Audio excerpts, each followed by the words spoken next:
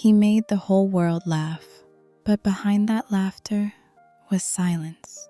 3 years have passed since the day Robin Williams left us, but even now, his voice, his smile, his unforgettable energy, it still lingers in every laugh we share, every tear we shed. Let me tell you a story of light and shadow, of fame and fear, of a man who gave everything to make us feel while silently unraveling inside. A smile that lit the world, a pain no one saw. He could make a room laugh in seconds, but who stayed? When the room emptied, Robin Williams had a kind of presence that was impossible to ignore. The moment he walked into a room, even before he spoke, there was an electricity, a charge in the air that told you something remarkable was about to happen.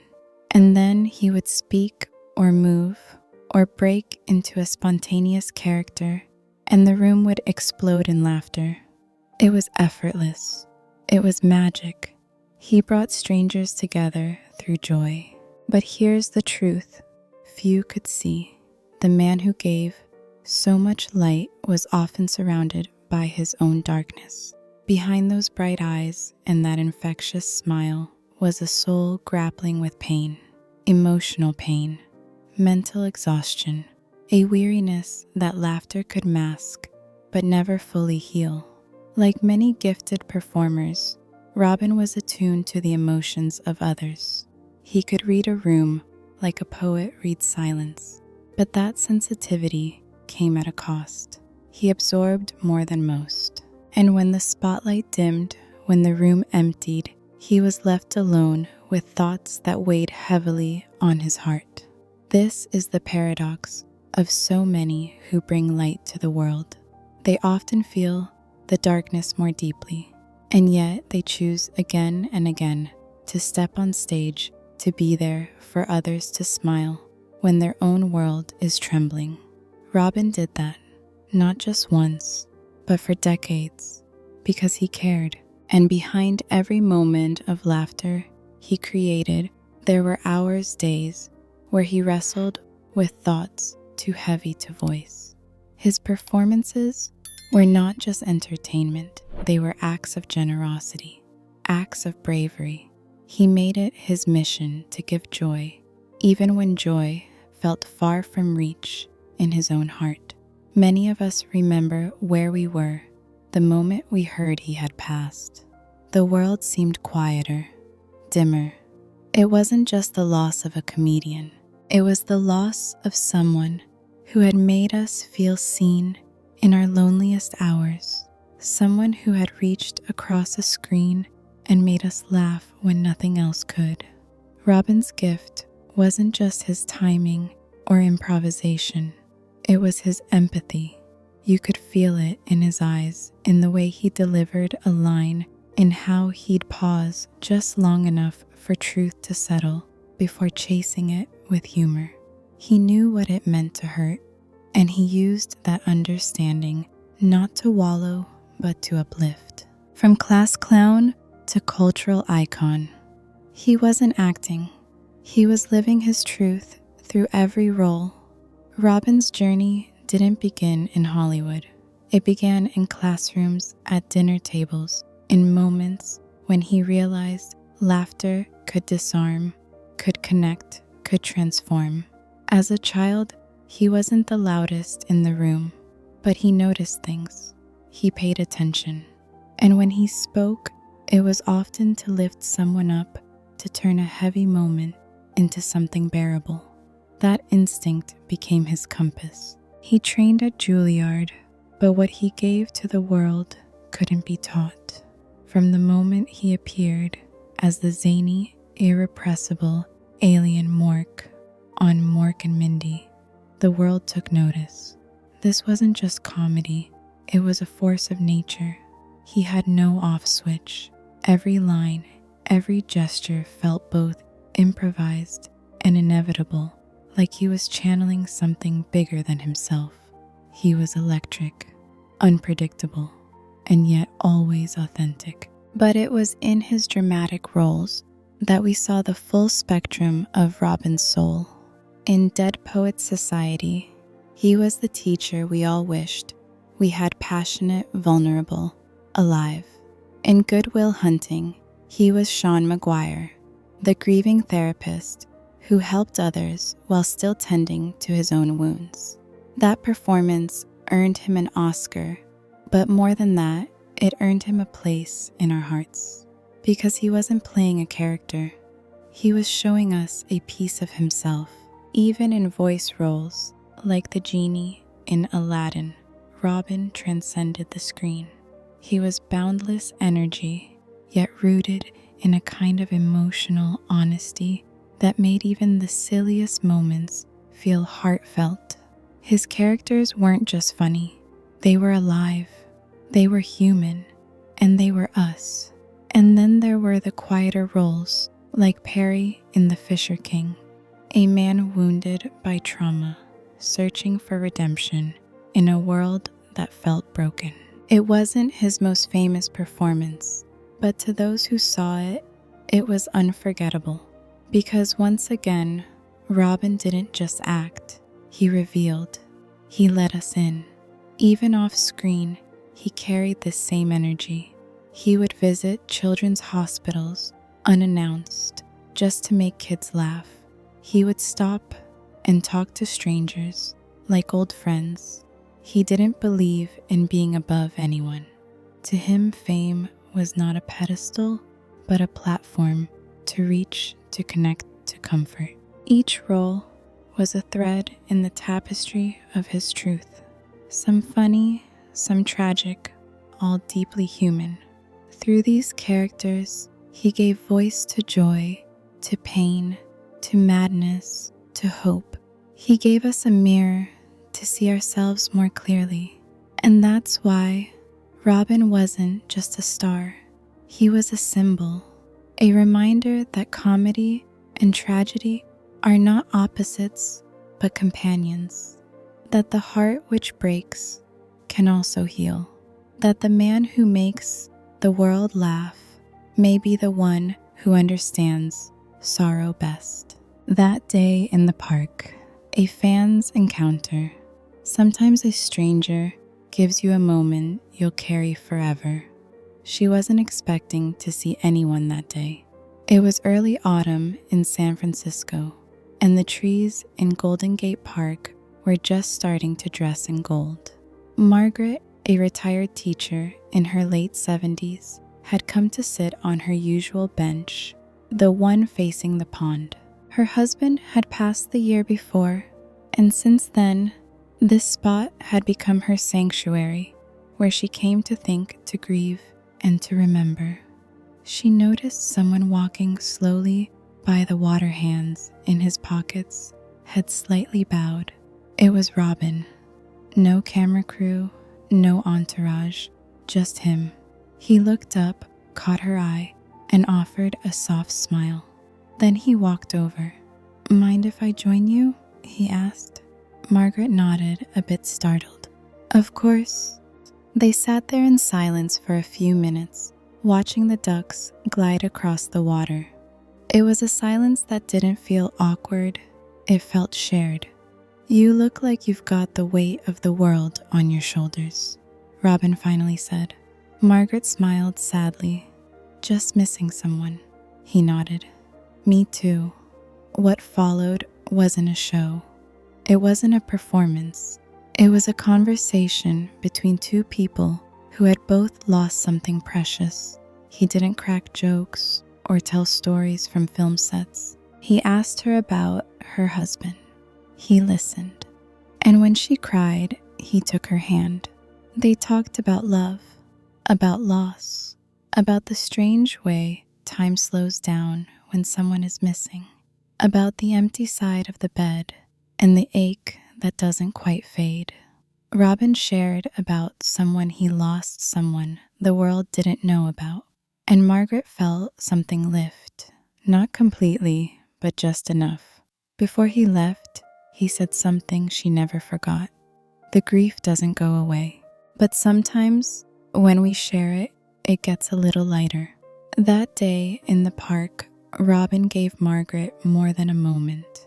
He gave her relief, not because he was famous, but because he was kind, because he showed up as a human being, not a star. And long after he stood and walked away, his presence lingered like a soft hand on her shoulder, reminding her she wasn't alone. For Margaret and for so many others, Robin wasn't just a performer. He was a companion in pain, in joy, in memory.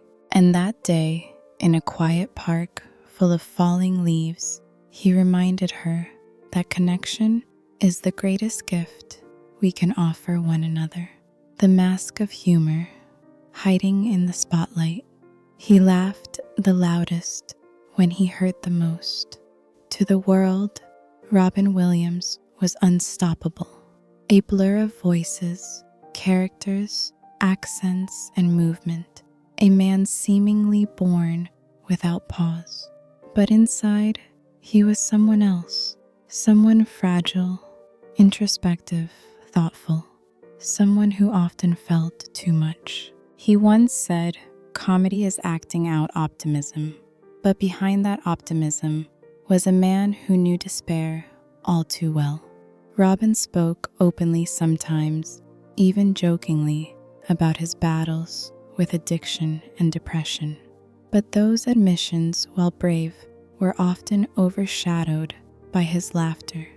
He made it easy for us to forget how hard it must have been. He could fill a theater with joy and then go home and feel utterly alone. His friends often described him as always on. Even at intimate dinners or casual gatherings, he would slip into bits, mimic voices, make people laugh. Not because he wanted attention, but because he didn't want anyone to feel discomfort, especially not because of him. But the constant performance took its toll. It's exhausting to carry a room. It's lonely to always be the funny one. And when you're known for making people feel better, it's terrifying to admit that you too are struggling. Robin was an empath. He didn't just feel for people, he felt with them. And sometimes that meant he didn't leave space for his own sadness. He filled it with laughter instead. Laughter was his oxygen and his disguise. Psychologists refer to this condition as smiling depression. It's when people appear happy on the outside, smiling, social, successful, but inside they feel hopeless, overwhelmed, exhausted. They hide it well, so well, in fact, that even those closest to them can't see it. That was Robin. He gave so much that he sometimes forgot to refill himself. And in the end, the mask he wore so beautifully, so generously, became too heavy to hold. But let's not let his mask define him. Let it remind us that we all wear one sometimes, that behind every smile, there could be a silent storm, that the strongest, the brightest, the funniest among us might be the ones in most need of a gentle word, a listening ear, a little grace. Robin Williams didn't leave us because he stopped loving life. He left because the pain of his illness became unbearable. But until his last days, he chose to fight it by giving more joy, more kindness, more heart. So as we remember him, let's remember not just the genius, but the man, the one who gave hugs that lasted, who looked into your eyes when you spoke, who saw people others overlooked.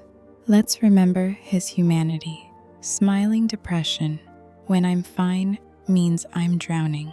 Smiling depression, it sounds like a contradiction. How can someone who lights up every room be the same person battling inner darkness? Yet that's exactly what Robin Williams embodied. He was the paradox, a man who made millions laugh while privately fighting a battle that words could scarcely capture. Smiling depression is among the most misunderstood mental health conditions.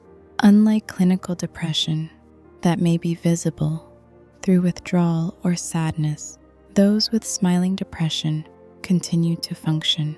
They go to work, they socialize, they make jokes, they host dinners, and in Robin's case, they perform, they excel, they inspire, but inside they feel empty. Psychologists define smiling depression as a subset of high-functioning depression. It's dangerous precisely because it hides in plain sight. There are no visible signs until it's too late. For Robin, this meant that even as he gave electrifying performances, even as he cracked jokes during interviews, even as he hugged fans, on the street he was hurting. He once described his brain as a noisy place full of voices, of thoughts, of fears. Humor helped him quiet the chaos, but only temporarily. And when the laughter faded, when the clapping stopped, the noise returned louder than ever. Imagine living with that every day. His loved ones spoke about his restlessness, about nights when he couldn't sleep, about the way he'd shift from exuberant to withdrawn in the blink of an eye.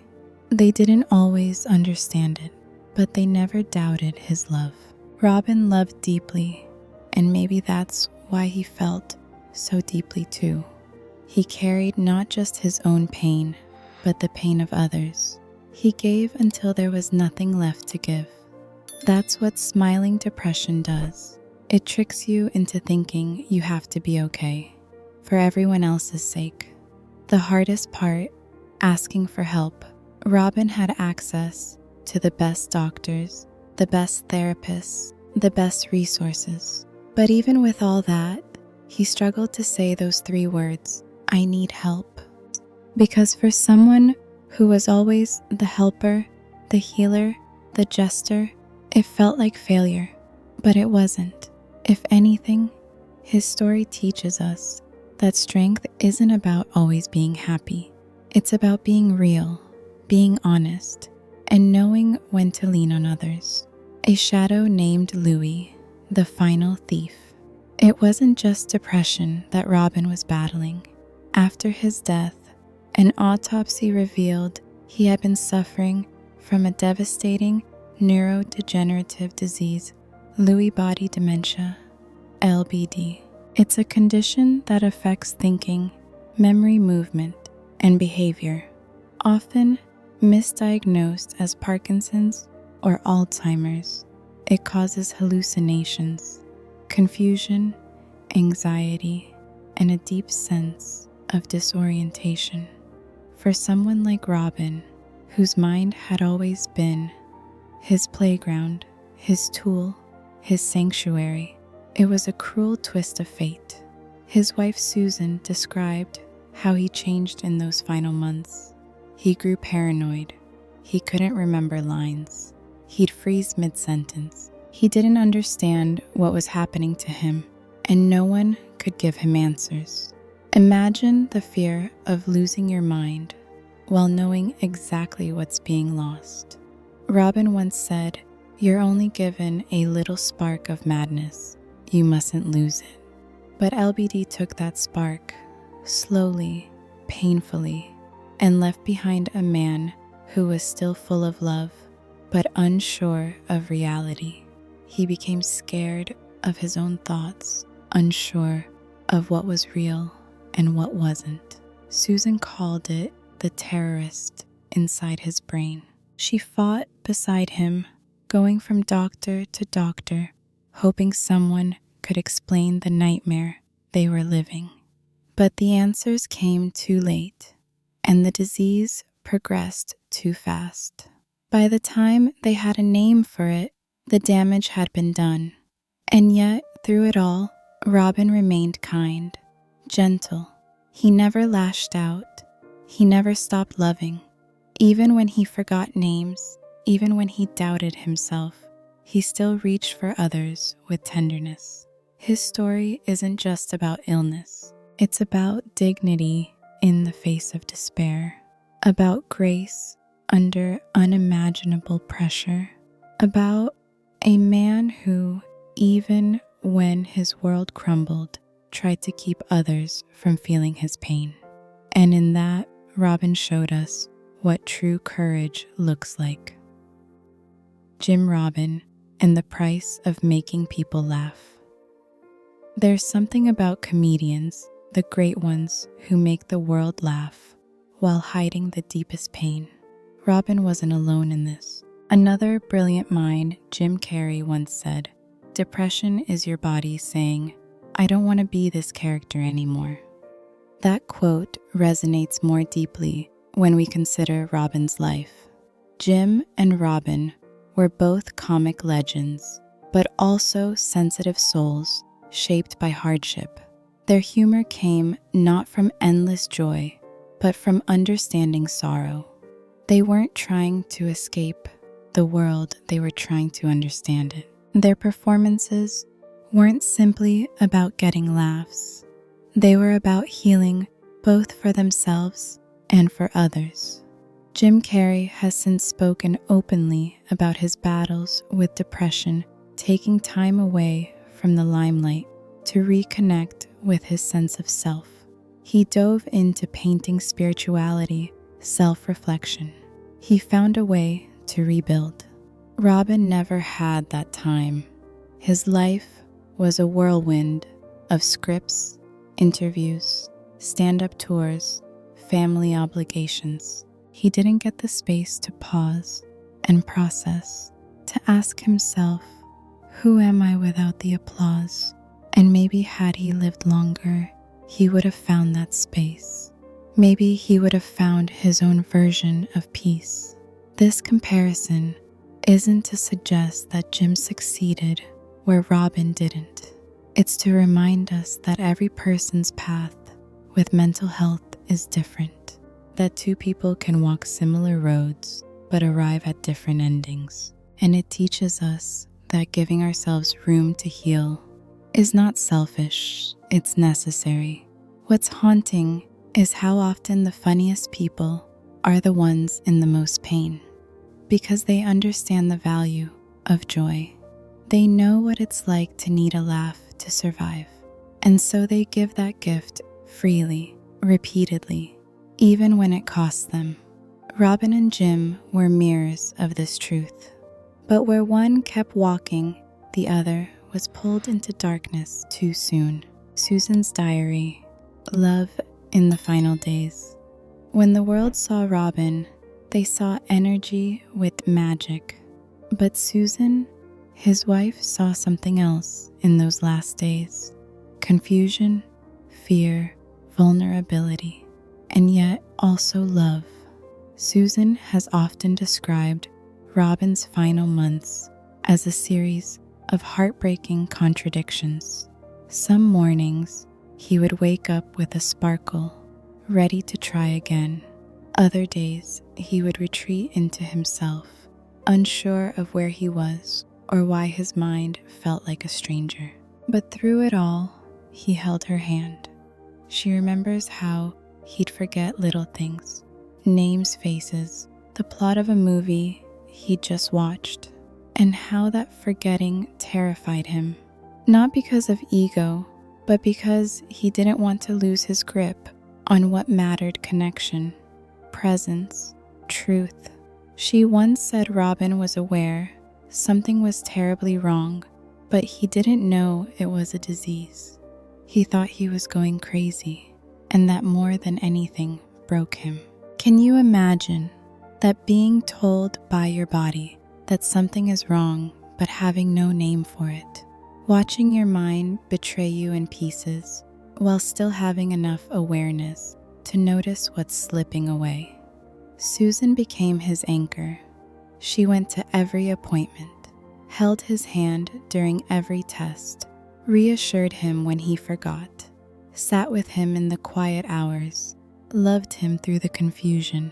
And in return, Robin gave her softness, He still cracked jokes. He still called her my bride with a twinkle. He still tried to shield her from his worst fears, even when he could barely voice them. Their love was not a Hollywood story. It was a human one. Real, raw, tender, and tragic. In one of her letters after his passing, Susan wrote, "You were the bravest man I ever knew." She meant it, because bravery isn't always loud. Sometimes it's just getting out of bed. Sometimes it's holding on when everything feels broken. Sometimes it's choosing love even in the midst of fear. Robin did that to the very end. What Robin taught us, beyond the screen, Robin Williams left behind more than just films and performances. He left behind a map, a guidebook not written in ink, but in emotion. In the way he made us laugh until we cried, and sometimes cry because we laughed too hard. His was not a scripted legacy, but a lived one, etched into our hearts by the way he moved through the world with kindness, vulnerability, and truth. He showed us that laughter isn't an escape from pain. It's often the doorway into understanding it. He taught us that joy and grief are neighbors, that one doesn't cancel out the other, and that the deepest empathy often comes from those who felt the most.